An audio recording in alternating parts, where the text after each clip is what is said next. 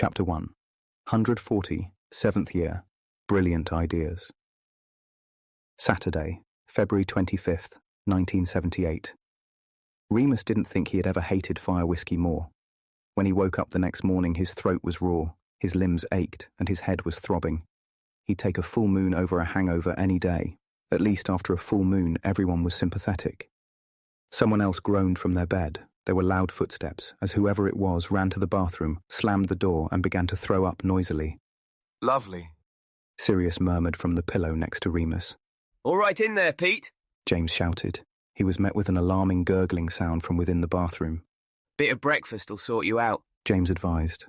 Remus heard James's feet hit the floor. He began to whistle a jaunty tune, Bloody Perfect Potter and his immunity to hangovers. Remus's stomach growled. Breakfast sounded good, despite the stabbing pain behind his eyeballs. Sirius raised his head at the noise and grinned. All right, Mooney? He nodded, weakly. Thirsty. Hungry. Suppose I'm not getting my Saturday lie in, then. Sirius sighed overdramatically. He whipped back the duvet, then the curtains to climb out. Remus sat up slowly. Pajamas? He grumbled, feeling around under his pillow. Yeah, you put up a bit of a fight on that front. Sirius chuckled, stretching and yawning. Said you were too hot. You threw them across the room and I gave up. Defeatist. Remus replied, clambering out of bed in his boxers to look for them. He'd have to go and use the shared bathroom up the hall. It didn't sound like Peter would be coming out any time soon. His eyes stung in the bright morning sunlight, and he bent over, feeling about on the floor for his pyjama shirt and bottoms like a confused gibbon. Morning, lads, Lily said from the end of James's bed. Shit. Remus jumped, surprised, and covered his crotch with the nearest Quidditch magazine, then dived back behind his bed curtain. What the bloody hell are you doing here? I slept here. Lily replied, a grin in her voice. I didn't know you two shared a bed. I didn't know you two shared a bed. Sirius replied, indignantly. He threw Remus his pyjamas. There you are, Mooney. Make yourself decent. Remus was going to kill James. What did he think he was playing at, inviting girls into their bedroom? Surely there was an unwritten rule on that. Was nowhere sacred? He pulled his pyjamas on as quick as he could over his underwear, then hurried out of the room. I didn't see anything. Lily called after him, giggling. Christ, thank goodness it was Saturday. They made slow progress to breakfast, but in the end, even Peter made it down, though he was still very pale and quiet, and just sat sipping his tea. Remus, meanwhile, loaded his plate up until he couldn't see the china pattern. Weekend breakfasts were the best. Fried eggs, thick Cumberland sausages, dark fried mushrooms, bacon, golden toast slathered in butter, baked beans, fried tomato, black pudding. He was seriously going to miss Hogwarts food. Why is Remus eating a hangover breakfast? Mary asked, pouring herself some orange juice. And where were you all yesterday afternoon? Think you've answered your own question, McDonald. Sirius winked. You lot have all the fun. She grumbled. Not fun. Peter replied, his head in his hands. Bad time. Have something to eat, Wormtail. Remus suggested, swallowing his own mouthful. You'll feel better. I think he's frightened he'll lose an arm. Sirius smirked as Remus reached for another portion of bacon. Yeah, that was the last slice of toast, Mooney. James complained. Oh, for goodness sake, the plates refill, don't they? Remus rolled his eyes. Always wondered how that happens. Mary mused, watching as the toast rack was magically replenished. It's not that complicated. Sirius said. Basic teleportation spell. The house elves have tables directly beneath us in the kitchens. They load that up, then transport the food to the corresponding plates above. Sort of like a magical dumbwaiter. Remus nodded, now constructing himself a very complex sandwich. Sounds complicated to me. Mary said. I'm useless at teleportation, though. I had to retake my apparition test 3 times. It's easier with inanimate objects, Remus said, helping himself to ketchup. And they're only sending it directly up, so the destination part doesn't take as much effort. I tried using it to clean my room once. Sirius said. I just transported all the messy stuff into the room above mine. Except I couldn't get it back again after. My mother had an impenetrable lock on the attic. And I accidentally transported my bed, so that caused a bit of a row. James and Remus sniggered. Peter raised his head. He said. What? Lily asked. You're not going to be sick again, are you? No, I'm just thinking, Merlin! Sirius teased. Better get him a pain-killing draft. Peter diligently ignored him, eyes focused on the plates of food. Could we do it on a bigger scale? He asked, The transportation thing? You mean like getting food from the kitchens to our dorm? Remus asked. I don't think so. I think only the house elves can do it. Would be great, though. No. Peter frowned, shaking his head. More like what Sirius was saying, with beds and trunks and furniture. Yeah, probably. Sirius shrugged. I'm guessing that's how everything ends up on the train at the end of term. Powerful bit of magic, though. It took me half a day to do my bedroom. Mind you, I was 14. We've got a lot of people, though. Peter said, now looking up at James, grinning. We could do it.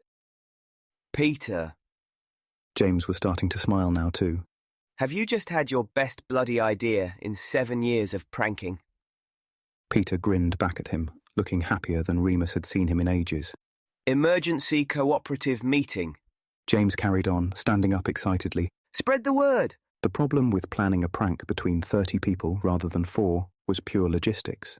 Between Quidditch practices, clubs, NEWT and OWL revision and room availability, calling an emergency meeting was nearly impossible. It ended up being pushed back to Sunday, then Monday, then, much to James's exasperation, their usual Wednesday slot.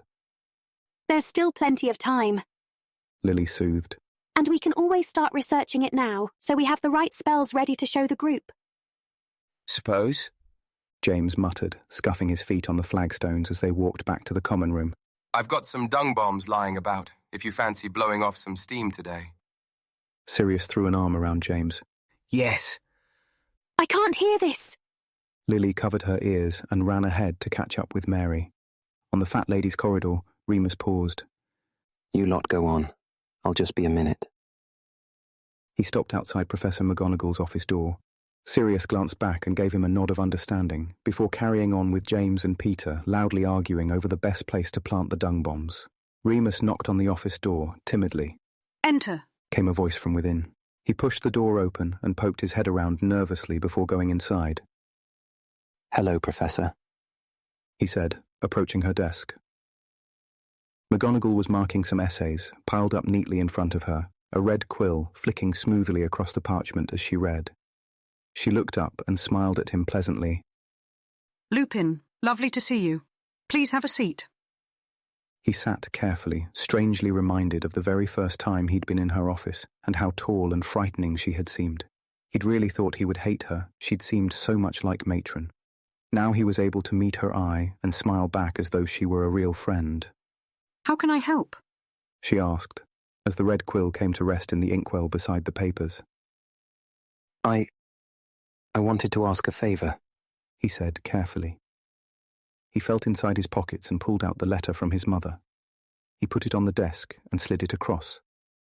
Over Christmas, the Potters helped me track down my mum. I wrote to her, and she wrote back. She's in a Muggle hospital in Wales. I'd like to have permission to go and see her. McGonagall only glanced down at the letter briefly before looking at him again. Of course. We can make arrangements as soon as you'd like. Really? He was amazed it had been that easy. Really? She replied. Mr. Lupin, this is a school, not a prison. Students are permitted to visit family members. Oh, well, great. I thought maybe on the next Hogsmeade weekend. Certainly. She opened a notebook and jotted something down. Come and see me on the morning of, and I'll write your permission slip. Thank you. Would you like somebody to go with you? No. Thanks, but no. Now that he'd done it once, he realized that it was something he needed to do alone. He wasn't looking forward to breaking that to Sirius, but there was no helping it. I'm very pleased for you, Remus, McGonagall said, smiling again. You know that my door is always open if you need somebody to talk to, though I know you aren't short of friends. Thanks. He looked down, bashfully. How is your revision going, Mr. Lupin? Good, thanks. Remus nodded, glad to be onto an easier subject. Better than good, from what I've heard. She continued, smiling. All of your professors have given excellent reports on your achievements. In most classes, you're performing well above your peers, and I hear you've not only been working hard for yourself, but to help others too. The study groups are a collaborative thing. Remus said awkwardly. Nevertheless, Professor McGonagall shook her head. I'm proud to have you in my house, Mr. Lupin. He didn't know what to say to that, so he just looked at his hands. Mr. Lupin, His head of house continued. I have a favour to ask. A favour? Remus looked up, surprised. What on earth? Ahem, yes. McGonagall looked a bit sheepish and leaned in slightly. As I'm sure you know, the final Quidditch match of the year will be taking place in April, just before exams. Yeah, James has the schedule posted up in our room with an enchanted countdown in seconds and everything. McGonagall smiled fondly. James has been an absolute asset to the team. He's led Gryffindor on a record-winning streak during his time here. The team he has assembled is first-rate, primed to win their 6th cup in as many years, which brings me to my problem. You want my help with a Quidditch problem? Indeed. Now, I cannot go into too much detail, but I am sorry to say that Alexander Gordon, our beater, will be returning home for the rest of the term. I shall be telling Potter on Monday, of course. A replacement must be found as soon as possible, which is why I wanted to speak with you first. Professor, I'm awful at Quidditch, Remus said, breaking out in a cold sweat. McGonagall stared at him with a frown for a moment before breaking into a highly out-of-character chuckle. She raised her hand to her mouth apologetically. Goodness, Lupin, I didn't mean to suggest, though I'm sure you are quite capable on a broom. It wasn't you I had in mind. Oh. Remus exhaled, his shoulders relaxing. Oh, good. Then how can I help? Well, McGonagall turned serious once more. we do have rather a good beater already in Gryffindor, but as you are aware, he was struck off the team 2 years ago. Sirius. Now, I don't wish to condone his behaviour, nor diminish the enormity of the incident which occurred in your 5th year. No. Remus swallowed, finding his mouth quite dry. He didn't like to think about that, not ever. Like his hip, it was a pain which sometimes surfaced, but that he had to ignore in order to keep going. And I stand by the punishment he received. His teacher continued. But, well, he was only struck off the team. He wasn't placed under permanent ban. Right. Remus nodded soberly. So he can play again if he wants to. Remus, I'm not going to allow it unless you agree. McGonagall said, placing a hand on the desk between them. It was you that Sirius put in danger, and if you feel... No. Remus said. Yes, let him back on the team. Are you sure? She peered over her spectacles at him, as if trying to read his expression. Absolutely. Remus forced a smile. Of course. It was 2 years ago. McGonagall watched him a bit longer, then smiled back, visibly relieved. He'd done the right thing then. The thing she'd wanted. Thank you, Mr. Lupin.